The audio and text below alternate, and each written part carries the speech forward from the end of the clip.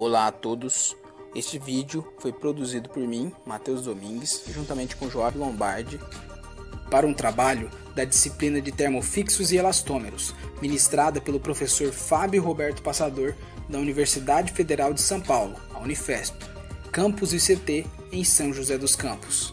Agora vamos ao tema: resinas bisfenólicas, origens, processamentos e aplicações. As resinas fenólicas são conhecidamente os primeiros polímeros termorrígidos produzidos sinteticamente para o uso comercial. Os primeiros registros de produtos advindos da reação de fenol e formaldeído foram feitos no século XIX. Mais especificamente, no ano de 1907, Leo Baekeland foi capaz de desenvolver uma resina fenólica em processo controlado, denominado princípio de Bakelite, criando assim sua patente para resinas fenólicas Heat and Pressure, que relatava como aplicar cura rápida a uma composição de moldagem em um formato específico pré-determinado pela forma de um molde. Nas primeiras décadas do século XX, sua fabricação revolucionou e impulsionou a indústria polimérica para que se tornasse o que é hoje. As primeiras aplicações das tais resinas sintéticas foram voltadas ao mercado de peças, moldadas e laminadas, para o uso em equipamentos elétricos. Seu uso de lá para cá só aumentou, e atualmente as resinas fenólicas ainda possuem grande importância e são empregadas em diversas aplicações industriais e por diferentes setores, como automobilístico, elétrico, informático, aeroespacial, de construção civil, dentre muitos outros. A síntese dessas resinas fenólicas ocorre, como já dito, por meio da reação química entre um fenol, um álcool aromático derivado do benzeno, e um aldeído, em especial o formaldeído, um gás reativo derivado do metanol. Tal reação é uma reação de condensação, característica por eliminar moléculas de água durante a formação dos produtos. Durante a produção dessas resinas, diversos fatores são levados em consideração, como a proporção de fenol e aldeído na mistura, a temperatura reacional e a escolha do catalisador. Esses parâmetros são tão importantes que, dependendo da configuração do processo de fabricação adotado, as resinas fenólicas podem ser divididas em resinas Novolac ou resinas Resole. As resinas Resole são obtidas por meio do uso de altas temperaturas, com auxílio de catalisadores alcalinos e contam com uma maior proporção de formaldeído do que fenol na mistura. Já as resinas Novolac são sintetizadas em meios ácidos e com formaldeído em menor proporção do que o fenol na sua composição. Tais diferenças na síntese promovem comportamentos distintos, pois enquanto as resinas Resole normalmente se apresentam em estado líquido, as do tipo Novolac encontram-se no estado sólido. Por essas razões, as resinas fenólicas são consideradas extremamente versáteis, já que possibilitam grande utilidade e a aplicação em diversos setores. As resinas Resole, por exemplo, por ter esse comportamento líquido, podem ser aplicadas a pincel, por imersão ou borrifo. As Novolac, durante sua formulação, empregam cargas e plastificantes e, depois de curadas, tornam-se infusíveis e resistem até cerca de 250 graus Celsius. Acima disso, há carbonização ou decomposição. Algumas das características gerais importantes das resinas fenólicas são excelente comportamento térmico, ponto de decomposição está na zona aí de 220 a 250 graus Celsius para mais, alta resistência a solventes, sejam básicos ou ácidos, baixa massa específica e densidade, como vocês podem ver. São ainda resistentes à abrasão, apresentam superfície dura, lisa e brilhosa depois da cura, possuem elevada estabilidade térmica e mecânica, excelente isolamento elétrico e térmico, baixo custo de produção, reduzida possibilidade de coloração para tons escuros e grande dificuldade de serem reciclados por serem infusíveis. Como visto, as resinas fenólicas podem ser tanto líquidas quanto sólidas, e por terem cadeias grandes, antes de serem processadas, elas passam pela mastigação. Após esta etapa, podem ser processadas basicamente pelos 5 meios que serão detalhados a seguir.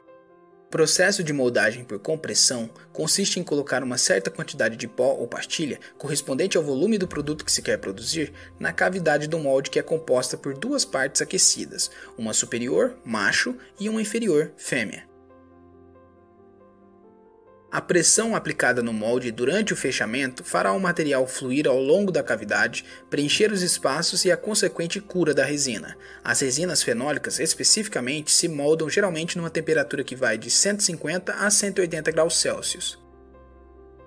Basicamente, o ciclo de moldagem desse processo envolve os passos de adição de matérias-primas na cavidade do molde, uma pré-compressão, a desgaseificação, uma compressão e fechamento completo do molde, policondensação ou cura do material plástico, a abertura do molde e a extração da peça moldada. Já a moldagem por transferência consiste em colocar uma certa quantidade de material, pó, pastilha ou premix, em uma câmara de compressão, esse é o carregamento, e forças transferindo este material por meio de calor e pressão de um pistão fazem ele fluir para as cavidades de um molde aquecido. Esse processo é comparado à moldagem por compressão devido ao carregamento do material ser da mesma forma, e tem relação com a moldagem por injeção, que veremos a seguir, devido ao material também ser plastificado em uma câmara e, quando se torna fluido, é forçado a passar através de um canal, sendo transferido para cavidades de um molde. Basicamente, o ciclo de moldagem desse processo envolve o carregamento de material na câmara de carga, fechamento completo do molde, a injeção, transferência do material já no estado pastoso para as cavidades, policondensação ou cura do material plástico, a abertura do molde e extração da peça moldada. Na moldagem por injeção, uma rosca giratória ou fuso funde o pellet sob a ação térmica provida pelas resistências e transporta a massa plastificada até a ponta da rosca. Em seguida, a massa fundida é injetada, através de um deslocamento axial da rosca, com alta pressão no molde, onde se encontra um espaço oco, que é a cavidade, na forma do componente desejado. Depois da fase de resfriamento ou cura, o molde de injeção é aberto e as peças prontas podem ser expelidas ou retiradas de seus moldes. A calandragem é um processo contínuo que consiste em alimentar o polímero quente nos cilindros aquecidos de uma calandra.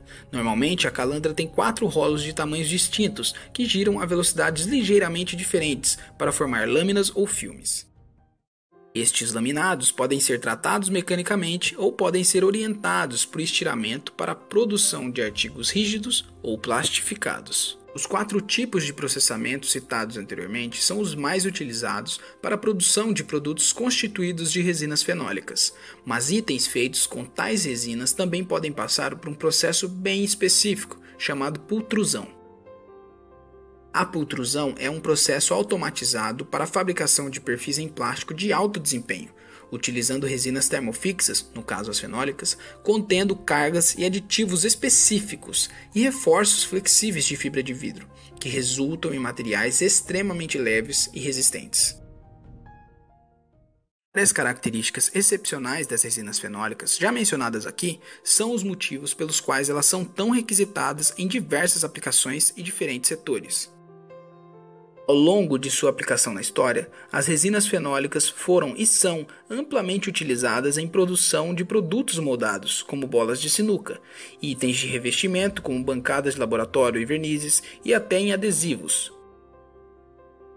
Além disso, essas resinas já foram consideradas como um material primário utilizado para a produção de placas de circuitos elétricos, uma vez que são resistentes a altas temperaturas e ao fogo, mas atualmente têm sido substituídas por epóxi e fibra de vidro. As do tipo Resole, por exemplo, são aplicadas na impregnação de materiais diversos, como compósitos na aviação, papéis na indústria de celulose, tecidos de segurança e em madeira compensada, no setor de construção civil e engenharia naval. Como adesivos, estão nas madeiras compensadas e em painéis de madeira aglomerados, atuando ainda como aglutinantes para fibra de vidro, lã mineral e outros produtos isolantes, a fim de impregnar e laminar madeira e agentes plásticos em laminados elétricos, por exemplo. Uma razão comum para usar a madeira compensada com resinas fenólicas em vez da madeira lisa é a sua resistência ao rachamento, graças ao seu elevado nível de força, sua resistência ao encolhimento, à torção e ao fogo. Por isso, tais materiais substituem muitos outros tipos de madeira em aplicações no setor da construção. Sem contar ainda os laminados produzidos com base nessa resina, impregnando uma ou mais camadas de um material de base, o que acaba possibilitando a sua utilização, por exemplo, em assoalhos de contêineres de navios. Nós agradecemos a atenção de todos e esperamos que tenham gostado deste vídeo. Até mais!